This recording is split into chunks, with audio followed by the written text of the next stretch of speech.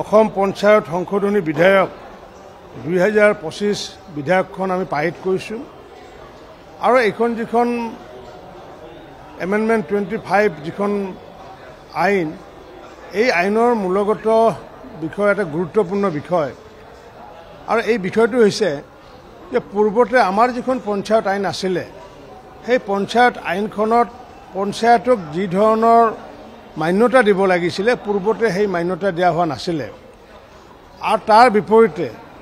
দেখিছিলোঁ আমি যে জিলা পৰিষদত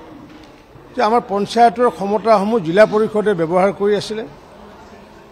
আৰু পূৰ্বতে এনেকুৱা কৰি আছিলে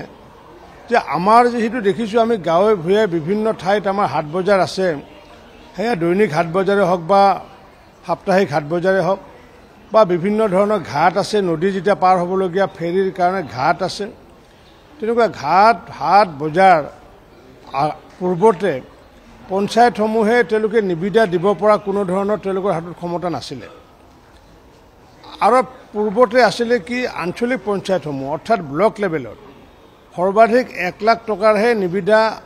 আবেদন দিব পৰা ক্ষমতাটো আছিলে আৰু সম্পূৰ্ণ এই ক্ষমতাটো ভোগ কৰি আছিলে জিলা পৰিষদে ভোগ কৰি আছিলে অৰ্থাৎ যিকোনো এখন 1 কোটি টকাৰ বজাৰে হওক 10 লাখ টকাৰ বজাৰে হওক বা 50 লাখ টকাৰ বজাৰে হওক তাৰ নিবিদাসমূহ দিছিলে জিলা পৰিষদসমূহ দিছিলে আৰু দিয়াৰ ফলস্বৰূপে পঞ্চায়তৰ যি ক্ষমতা সেই ক্ষমতা যি বিকেন্দ্ৰীকৰণ কৰিবলগীয়া আছিলে বিকেন্দ্ৰীকৰণ হোৱা নাছিলে যাৰ কাৰণে এইবাৰ আমি নতুনকৈ সিদ্ধান্ত লৈছোঁ 5 লাখ টকালৈ যিমান ধৰণৰ নিবিদা হ'ব হাট বজাৰ ঘাট এইবোৰৰ ক্ষেত্ৰত পঞ্চায়তে নিজাববীয়াকৈ নিবিদা দিব পাৰিব নিজে টেণ্ডাৰ কল কৰিব পাৰিব নিজে এলট কৰিব পাৰিব 5 লাখৰ ওপৰত যি হ'ব 5 লাখৰ পৰা 10 লাখৰ ওপৰত সেই আঞ্চলিক পঞ্চায়তে দিব পাৰিব পূৰ্বতে সেই আঞ্চলিক পঞ্চায়তৰ ক্ষমতা মাত্ৰ 1 লাখ আছিলে পঞ্চায়তৰ 1 টকাও নাছিলে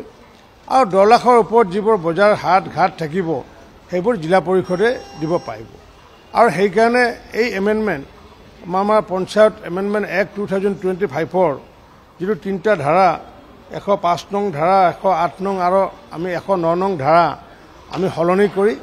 আমি পঞ্চায়তক অধিক ক্ষমতা আমি অৰ্পণ কৰাৰ ব্যৱস্থা কৰিছোঁ আৰু এই ব্যৱস্থা এইকাৰণে কৰিছোঁ এইবাৰ যিহেতু পঞ্চায়তত যিহেতু ৰাজনীতি মুক্ত পঞ্চায়ত হ'বগৈ তাত যিহেতু কোনো দলীয় প্ৰাৰ্থী নাথাকিব বা দলীয় প্ৰতীক যিহেতু নাথাকিব যে সমাজৰ সৰ্বজন গৃহীত যিহেতু প্ৰাৰ্থী যিহেতু পঞ্চায়তত থাকিব আৰু সেই পঞ্চায়তত থকা নৱনিৰ্বাচিত সদস্যসকলে বা সভাপতিসকলে যাতে তেওঁক বিত্তীয় ক্ষমতা দি সন্মান যাতে প্ৰদৰ্শন কৰিব পাৰোঁ তাৰ কাৰণে আমি এই 105 নং আৰু 8 নং আৰু 3 নং ধাৰা আমি সলনি কৰি জিলা পৰিষদৰ পৰিৱৰ্তে পঞ্চায়তক অধিক আমি ক্ষমতা আমি অৰ্পণ কৰিছোঁ এই আইনখনৰ জৰিয়তে যিহেতু এমাহ যিহেতু সময় লাগে যেতিয়া নটিফিকেশ্যন হয় যে ধৰি লৈছোঁ 3 তাৰিখে কৰিলে 3 তাৰিখে যদি কৰিলে তেতিয়া কাউণ্টিং একেবাৰে চাৰ্টিফিকেট দিয়া কাৰ্য সমাপ্ত কৰিব লাগিব 3 মে'ৰ ভিতৰত 4 তাৰিখে যদি কৰে তেতিয়া 4 মে'ৰ ভিতৰত 5 তাৰিখে কৰিলে 5 মে'ৰ ভিতৰত আমি আশা ৰাখিছোঁ যাতে 5 মে'ৰ ভিতৰতে যাতে আমি পঞ্চায়তৰ নিৰ্বাচনৰ পৰা যাতে আজৰি যাতে হ'ব পাৰোঁ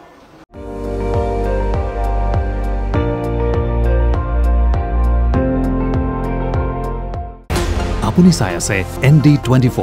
সৰ্বশ্ৰেষ্ঠ নহয় সৰ্বোত্তমৰ দৌৰ